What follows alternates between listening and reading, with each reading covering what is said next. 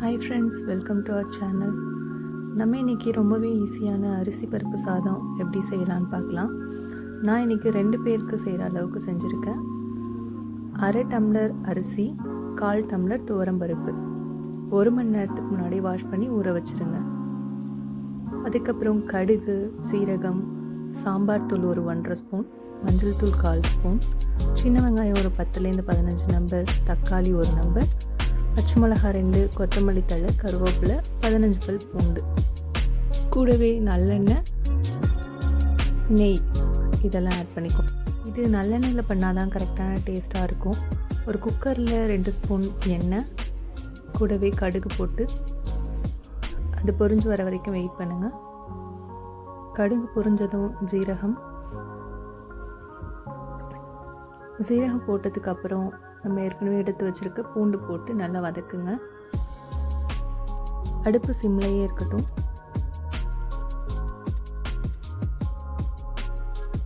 பூண்டு வதங்கின அப்புறம் கருவேப்பிலை ஒரு கொத்து, கூடவே சின்ன வெங்காயம் போட்டுக்கோங்க. அது ஒரு எல்லாம் போட்டு கலக்கி விடுங்க.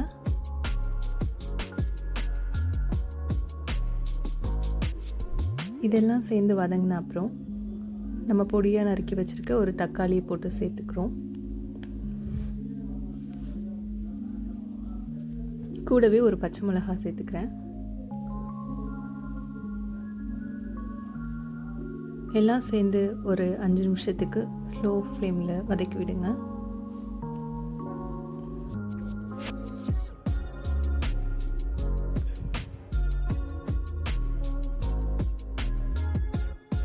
இதுக்கு தேவையான அளவு உப்பு போட்டுக்கிறேன்.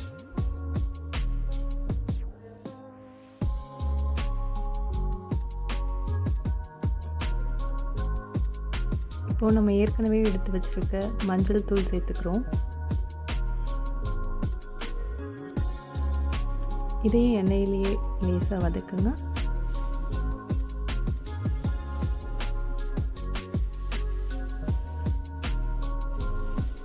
நான் 2 பேர் செய்கிற அளவுக்கு தான் எடுத்திருக்கேன். உங்களுக்கு தேவைன்னா எல்லா பொருளையும் டபுள் ஆக்கிக்கலாம். இப்போது ஏற்கனவே ஊற வச்ச அரிசியும் பருப்பையும் இது கூட சேர்த்துக்கிறேன். இதை ஒரு 1 நிமிஷம் இதனோடய மிக்ஸ் பண்ணி எடுத்துக்கோங்க. இப்போது அரிசியும் பருப்பும் சேர்ந்து நான் 3/4 கிளாஸ் வச்சேன். So 1.5 class. இப்போ 1 கிளாஸ் ரெண்டும் சேர்ந்து வச்சிங்கன்னா 2 கிளாஸ் தண்ணி, அந்த கணக்குக்கு நான் 1.5 கிளாஸ் ஊற்றிக்கிறேன். தண்ணி ஊற்றி இதுக்கு தேவையான அளவு உப்பு திரும்ப போட்டுக்கிறேன். நீங்கள் உப்பு செக் பண்ணிவிட்டு போட்டுக்கலாம் தேவைன்னா.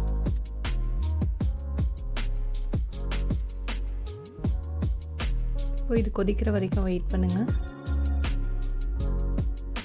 லேசாக கொதிக்க ஆரம்பித்த அப்புறம் நம்ம ஆல்ரெடி எடுத்து வச்சுருக்கோம்ல 1.5 ஸ்பூன் சாம்பார் தூள், அதை இதோடு போட்டு ஒரு மிக்ஸ் பண்ணிக்கணும்.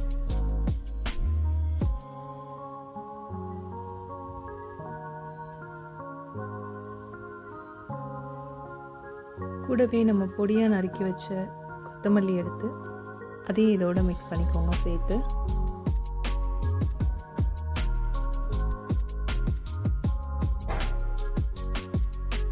அது கூடவே 1.5 ஸ்பூன் நெய்யும் போட்டு நல்லா மிக்ஸ் பண்ணிக்கோங்க.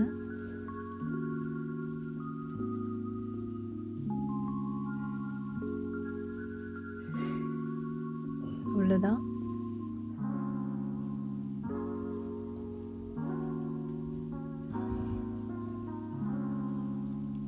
இப்போ தேவைன்னா உப்பு செக் பண்ணிவிட்டு குக்கர் மூடி போட்டு மூடி கரெக்டாக சிம்மில் ஒரு 10 நிமிஷம் வச்சுருங்க. அதுக்கு மேலே வைக்க வேண்டாம்.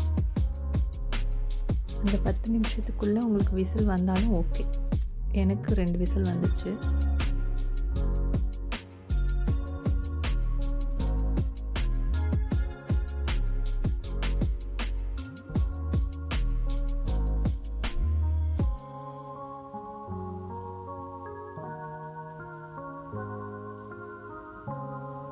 குக்கர் ஆஃப் பண்ணி ஏர் ரிலீஸ் ஆனதுக்கப்புறம் குக்கரை ஓப்பன் பண்ணுங்கள்.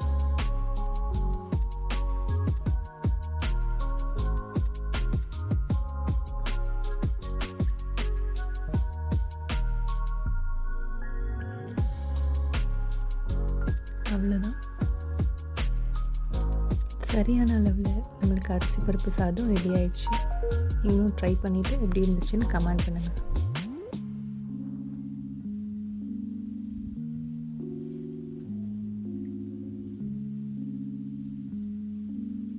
இப்போ நான் அதை இன்னொரு பாத்திரத்தில் மாற்றி மேலே கொத்தமல்லி இலை தூவிக்கிறேன். இப்போ சர்வ் பண்ணால் சூப்பராக இருக்கும். தேங்க்யூ.